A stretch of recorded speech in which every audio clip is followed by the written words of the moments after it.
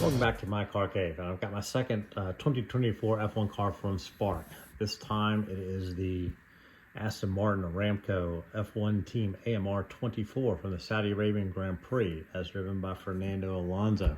This one comes in the new for 2025 on the 2024 car, larger window box and the magnetic garage door style opening system. I have found that this system makes it marginally easier to open and put the model back in, but seems like a lot of design work just for that. But let's go ahead and take it off the base, and we'll go ahead and look at the car up close. Okay, but before we look at the model in detail, let's go ahead and talk a little bit about the race history of the AMR24. Aston Martin had returned in 2021, so this is like year number 5 for them. They would finish 5th overall in the championship, and on paper that sounds great. However, they finished 5th in 2023 with 8 podiums, and in 2024 they finished 5th with no podiums. They scored roughly 94 points in 2024. In 2023 they scored like 209 or something like that, or no, sorry, 280, and were close behind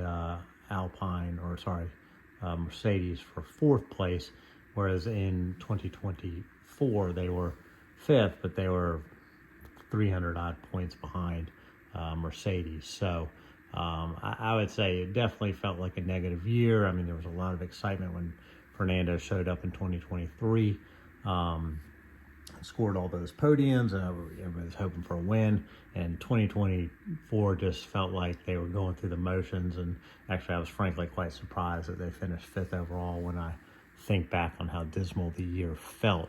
The best thing that happened to Aston Martin in 2024 was the announcement that Adrian Newey would be joining the team in 2025 with aims of having some input on the 2026 car, which is where the regulations have a major overhaul. So we'll see how that goes for them. But yeah, it was a pretty dismal year. Fernando finished 9th in the championship, Stroll 13th. So 2025 not feeling much better, so we'll just hope to see if 2026 pays off with the acquisition of Newey.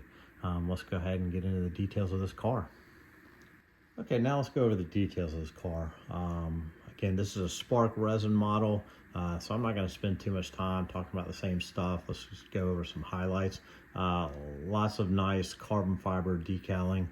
Lots of little rivet details here that you might not see on other manufacturers. These sensors here, both here and here, as well as on the side of the end plates. That's just details you're not going to get from another manufacturer. Then typical photo etch here on the pitot tube. You got this aerial here.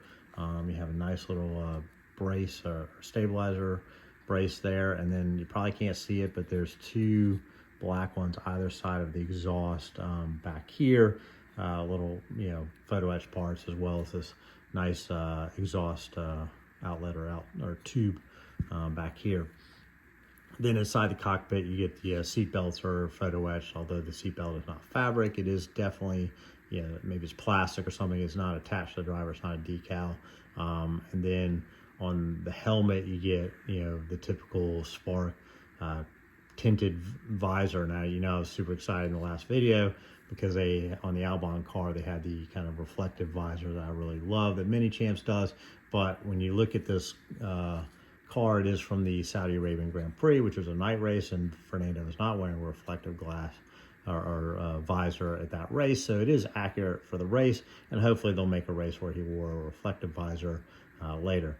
But overall, really nice. I don't know if you can pick it up, but the windscreen here is this like serrated, or looks like mountaintops.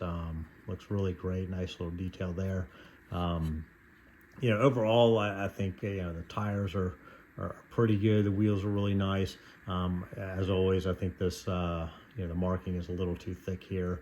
but I'm appreciative that it's white for this particular model. I think it goes well with the car. Aston Martin versions from Spark come in this kind of lighter shade of green versus Mini Champs, which is a darker. I don't know which particular one is correct. There's been a lot of chat on our videos or my videos, about which one's accurate. I really don't know. They both look really nice. So at this point, I kind of have a mix of the dark and the light. And then the carbon fiber, obviously lots of carbon fiber decaling here, more so on this car than the previous season. That said, it's still my opinion that Spark's a little more matte than it probably needs to be. But other than that, they did, one thing they do really well is they do the day glow yellow here. That's a much more vibrant color than, say, on a Mini Champs. So I really think they get that right. This car was pretty, like I said, the livery is fairly similar to last year. Aramco makes a bigger play or positioning on the car. You also now we get the Valvoline decals on here, which I kind of like. Adds a little bit of color. There's I think maybe the British Grand Prix where they had it on the spine of the car. Wish they'd have made that for 2023, but they did not. So anyways, that's now on the car, makes it look better. So overall, I think it's a really nice car. Here's the underside for those of you who are interested. Looks pretty standard from my opinion, but I'm not really sure. One thing I noticed is this kind of the measurement board here. I think it's tungsten or something like that. That's it's just black on the Sparks. I hadn't really picked up that on the Sparks they're black and on the Mini Champs they're brown. It used to be wood. So anyways, that's kind of what's going on there on the underside.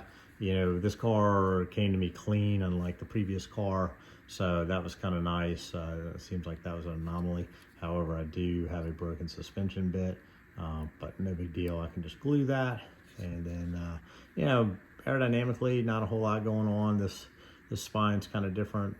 This kind of put in mid 2023, but it's different for 2024.